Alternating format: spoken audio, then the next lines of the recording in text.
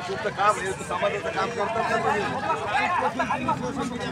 मी पाहत नाही social media पत्रकार माणसे मला फोन यायचं आता एरियाचं काय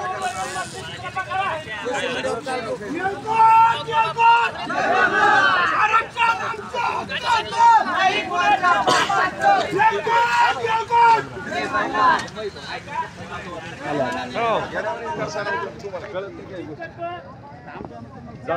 माफ करा कळत नाही काही गोष्टी ते म्हणजे सोशल मीडिया कशाला पाहिजे यांना सांगितलं ना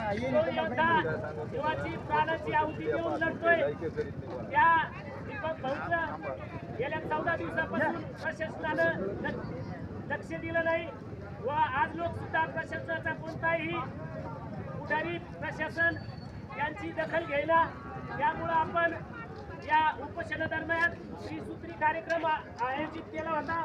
या त्रिसूत्री कार्यक्रमातीलच आजचा तिसरा कार्यक्रम रास्ता रोको याचा आपण पैठण तालुक्याच्या वतीनं व सर्व महाराष्ट्रभर रास्ता रोको करीत आहे। पैठण तालुक्यातील दावरवाडी सर्कलच्या वतीने आपण या उपोषणाची प्रशासनाने दखल घ्यावी।